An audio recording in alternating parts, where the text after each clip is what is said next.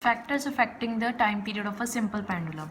So you can see over here there is one formula written for the time period of a simple pendulum, 2 pi under root L upon G, where pi is constant, 2 is constant, L is the length of the pendulum and G is the acceleration due to gravity. So from this formula we can judge that time period is directly proportional to length. You can see length and time are written opposite to each other, so we can write time period is directly proportional to length of the pendulum. So more the length of the pendulum, more will be the time period, and hence more time will be taken by the pendulum to complete its one oscillation. So if we consider what will be the seasonal changes on the pendulum, if we consider the hot weather, that is the summer season, in summer season everything expands, so it means the length of the pendulum will also be increased due to the increased length. More the length, more will be the time period of the pendulum will increase, hence it will take more time to complete its oscillation. If we consider the winter season, everything contracts in the winter season, so length of the pendulum will decrease in winter season, and due to the decrease in length the time period of the pendulum will decrease, and hence the time taken by the pendulum to complete one oscillation will be less. So this is the effect of the length. One more important question: while swinging, if we stand on the swing, time period of swing decreases. What is the reason? When we stand on the swing, the length of the swing decreases, so time period will also decrease.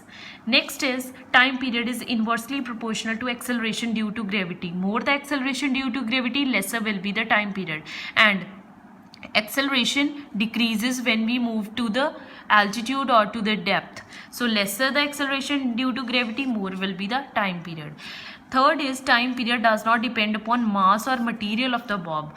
Whatever the material the bob is made up of, it does not affect the time period of the oscillation. So sometimes they ask you, if bob is made up of ice, what will be the effect on the time period? So your answer will be no effect on the time period.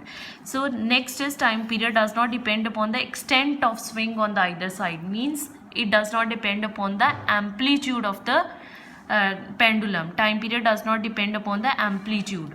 Seconds pendulum is that pendulum whose time period is 2 seconds. It means it will complete its one oscillation in 2 seconds. Now let us consider the numericals. Students, in all these numericals same formula will be used. So mostly the formula used is T is equals to 2 pi under root L upon G, that is time period for the pendulum. So first numerical is simple pendulum completes 40 oscillation in 1 minute, calculate frequency and time period. So number of oscillation in 1 minute, so frequency is number of oscillation in 1 second, so in 1 minute number of oscillations are 40. 1 minute is equals to 60 seconds. What will be the number of oscillation in 1 second? 40 divided by 60, we will get the answer for frequency.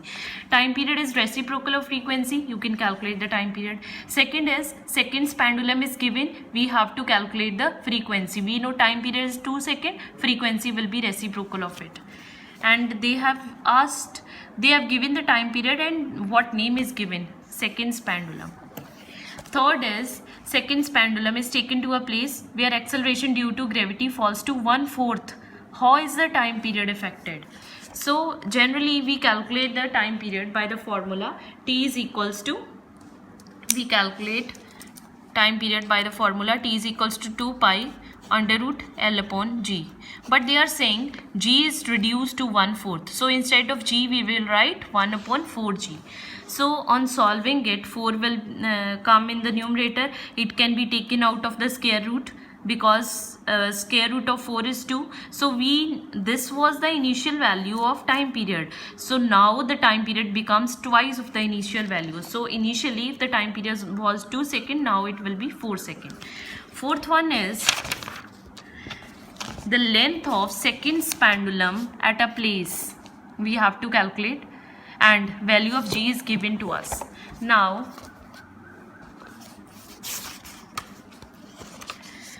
seconds pendulum time period is 2 seconds, G is given, pi is given.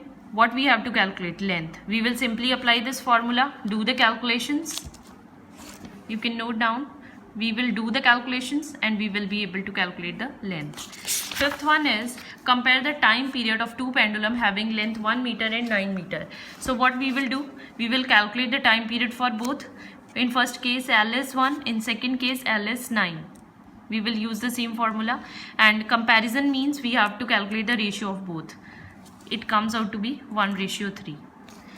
Next is sixth.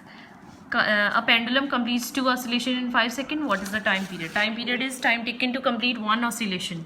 So if time taken to complete 2 oscillation is 5 seconds, time taken to complete 1 oscillation will be 5/2. So time period will be 5/2, that is 2.5 seconds. And in next B part, they have asked the length. Calculate the length, value of G, and time period is given. We will use the same formula and you can calculate the length by doing the calculations. Seventh one is, they have given the ratio of the time period of two pendulum and we have to calculate the ratio of length of the two pendulums. So simply we will write the ratio of two time periods, write the formula. 2 pi will be cancelled out, and on solving we get T1 upon T2 under root L1 upon L2. So this value is given, and on solving, carrying both sides, we get 4:1. So this is the solution. Eighth is, it takes 0.2 second for a pendulum to move from mean position to one end. What is the time period? So for this we have to consider a diagram. Time taken from mean position, this is the mean position and these two are the extreme positions. So from mean position, time taken to go to one extreme position is 0.2.